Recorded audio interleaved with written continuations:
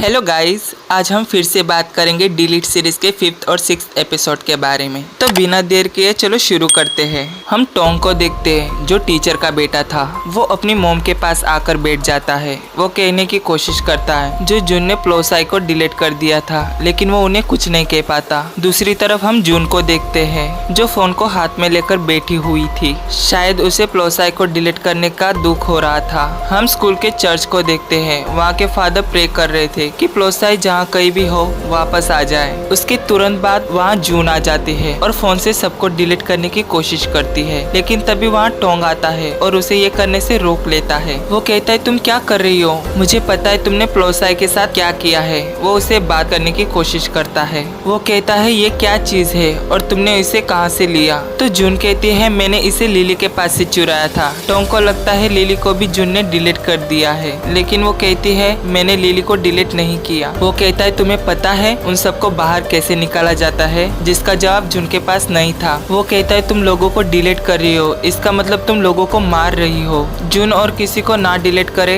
इसलिए वो उसे मनाकर फोन को अपने पास रख लेता है। दूसरी तरफ हम टू को देखते हैं जो रात के समय सो रहा था। उसे नाइट्समेयर आ रहे थे कि तभी उसकी आंखें खुल जाती है। तभी उसे दूसरे कमरे से शोर सुनाई देता है और वो चेक करने जाता है। तभी पीछे से आकर कोई उस पर हमला कर देता है और टू की बहुत बुरी हालत कर देता है। वो टू की तरफ गन पॉइंट करके पूछता है वेयर इज द फोन। तो वो कहता है फोन उस तरफ है और टू मौका देखकर उस पर ही हमला कर देता है, लेकिन टू की किस्मत बुरी थी। वो आंखों में उंगली घुसाकर टू को नीचे गिरा देता है, जिससे वो बेहोश हो जाता है। मॉर्निंग में टू का ड्राइवर उसे जगाता है और टू अपने पास एक लॉकेट पाता है जिस पर लिखा गया था आर्या आर। टू उस नाम के जरिए ऑनलाइन ढूंढने की कोशिश करता है तो उसे वही लड़की मिलती है जो सुपरमार्केट से गायब हो चुकी थी, लेकिन वो उसे मैसेज नहीं भेज पाता, इसलिए वो उसकी फ्रेंड को टेक्स्ट करता है क्या ये तुम्हारी फ्रेंड का लॉकेट है, जिसके रिप्लाई में नेट हाँ कहती है। टू कहता है मुझे ये लॉकेट हॉस्पिटल में मिला था और मैं तुम्हें वापस देना चाहता हूँ, और फिर नेट भी उसे हॉस्पिटल का एड्रेस दे देती है। इसके बाद हम जून को देखते हैं जो अपने क्लास में बैठी थी। तभी वहाँ पर ऑफिसर आता है प्लोसाई के बारे में इन्वेस्टिगेट करने। वो कहता है प्लोसाई के गायब होने के बारे में अगर किसी भी स्टूडेंट को पता हो तो प्लीज अपना स्टेटमेंट अच्छे से दे ताकि हम उसे जल्द से जल्द ढूंढ सके। और वो जाते वक्त जून को भी देखता है। हम एम को देखते हैं जो टू की फैमिली को ऑनलाइन देख रहा था, उनकी फोटोज को। वो लिली और जून की फोटो देखकर सोच में पड़ जाता है और फिर वो लिली की मिसिंग रिपोर्ट देखने लगता है। उसे प्लोसाई की भी फोटो दिखाई देती है और वो समझ चुका था कि ये भी जून के साथ पढ़ाई करती थी। हम दूसरी तरफ फिर से जून को देखते हैं जो बाकी स्टूडेंट के साथ प्लोसाई के लिए प्रे कर रही थी। तभी उसे एक अननोन नंबर से मैसेज आता है जिसमें लिखा गया था फोन कहाँ है, और वो बहुत डर जाती है और अपने आसपास देखने लगती है। वो कहता है अगर तुम चाहती हो कि किसी को कुछ ना पता चले तो तुम मुझे स्कूल के पीछे वाली बिल्डिंग के पास मिलो और फोन भी लेकर आना। जून इस बात को टोंग को भी बता देती है कि किसी को पता है कि प्लोसाई के साथ क्या हुआ। उसने कहा कि अगर मैंने उसे फोन नहीं दिया तो वो मुझे पुलिस के पास दे देगा, इसलिए वो टोंग से कहती तुम फोन लेकर स्कूल के पीछे वाली बिल्डिंग में आ जाना, मैं वहीं मिलूंगी। इसके बाद जून वहाँ पहुँच जाती है। तभी वो आदमी आ जाता है और कहता है मुझे फोन दो, लेकिन जून कहती है फोन मेरे पास नहीं है, मेरे दोस्त के पास है, और वो उसे गन दिखाता है जिससे वो डर जाती है और जून के साथ हाथापाई करने लगता है। तभी टोंग फोन लेकर वहाँ पहुँच जाता है। वो कहता है जून को छोड़ दो तब मैं तुम्हें फोन दे दूंगा, और वो उसे फोन देने के लिए आगे बढ़ता है कि जून उसे धक्का देती है और टोंग और उसके बीच में फाइट शुरू हो जाती है। फोन उनके पास से गिर जाता है और उस आदमी के हाथ लग जाता है। वो दोनों जैसे तैसे करके नीचे भाग जाते हैं, लेकिन वो वहाँ पर भी आ जाता है और उन्हें डिलीट करने की कोशिश करता है। लाइट के फोकस होने की वजह से वहाँ से जा रहे एम को भी रोशनी दिखाई देती है और उसे लगता है वहाँ जरूर कुछ ना कुछ गड़बड़ है। वो आदमी फिर से टोंग को पकड़ लेता है। तभी जून पीछे से हमला करती है जिससे वो आदमी के कान में दर्द होने लगता है, लेकिन फिर भी वो खड़ा होकर टोंग को नीचे गिरा देता है जिससे टोंग का पैर फ्रैक्चर हो जाता है। जून उसके पास जाती है। तभी वो आदमी जून को डिलीट कर देता है। टोंग किसी तरह अपने आप को बचाकर भागने की कोशिश करता है। तभी वहाँ पर एम आ जाता है और वो पूछता है जून कहाँ है। तो वो कहता है उस आदमी ने जून को डिलीट कर दिया।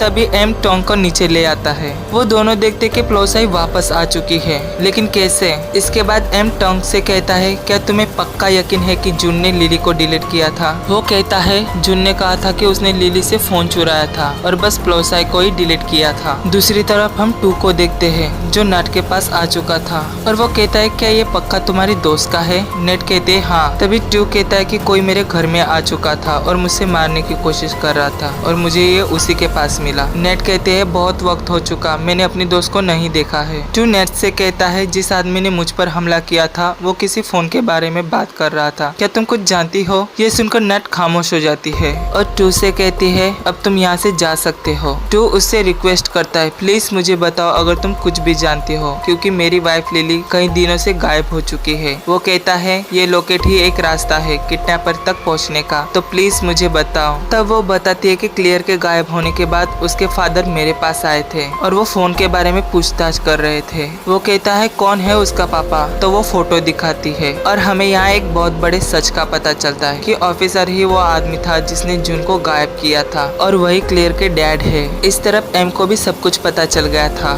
टू नेट के पास से जा रहा था तभी उसे कॉल आता है और वो कॉल लिली का था। वो टू से कहती है मेरी मदद करो, किसी ने मुझे किडनैप कर लिया है। 5th पार्ट की यही एंडिंग हो जाती है। अब हम बात करेंगे 6th पार्ट के बारे में। हम पास्ट में देखते हैं कि लिली रात में एम से मिलने जा रही थी, तभी रास्ते में एक पुलिस कार उसके पीछे पड़ जाती है और वो अपनी कार वहीं रेलवे ट्रैक के पास रोक देती है। तभी ऑफिसर आकर उसे हिट करता है और फोन को लिली के बैग में ढूंढने लगता है, लेकिन फोन ना मिलने पर वो लिली को किडनैप कर लेता है और अपने घर ले आता है। उसने लिली को हथकड़ियों से बांध के रखा था। वो लिली से कहता है बताओ फोन कहाँ है? लिली कहती है मुझे नहीं पता, तुम किस फोन के बारे में बात कर रहे हो? वो उसे काफी डराता है। वो कहते है मुझे नहीं पता, मेरे पास फोन था लेकिन पता नहीं मेरे बैग से कहाँ चला गया। वो बहुत रो रही थी और कहते है मेरा यकीन करो मेरे पास नहीं है, और वो लिली के पैर पर गन शूट कर देता है। तभी उसकी वाइफ कहती है रहने दो, उसके पास फोन नहीं होगा, और वो उसे वहाँ से भेज देती है। वो औरत लिली से कहती है तुमने जिस लड़की को डिलीट किया था वो हमारी बेटी थी। नेक्स्ट मॉर्निंग हम देखते हैं कि लिली न्यूज देख रही थी जिसमें टू बात कर रहा था कि मेरी वाइफ को कोई भी ले गया हो, मैं बस उसे वापस लाना चाहता हूँ। अपने लिए टू का प्यार देखकर वो वहाँ से भागने का सोचती है, लेकिन शोर सुनकर ऑफिसर की वाइफ आ जाती है। वो कहती है तुम यहाँ से भागने की कोशिश कर रही हो? तो लिली कहती है तुम लोग ने मुझे क्यों किडनैप किया है? जिस पर क्लियर की मॉम कहती है क्योंकि तुमने क्लियर को डिलीट किया इसलिए। तो लिली कहती है मैं उसे डिलीट नहीं करना चाहती थी, उसने ही मुझे आकर कहा था अपनी फोटो क्लिक करने के लिए, और मुझे नहीं पता था कि फोन किसी को डिलीट भी कर सकता है। तो क्लियर की मॉम कहती है हमें बस फोन मिल जाने दो, इसके बाद हम तुम्हें डिलीट करके अपनी बेटी को वापस लेकर आएंगे। तो लिली कहती है वो कैसे?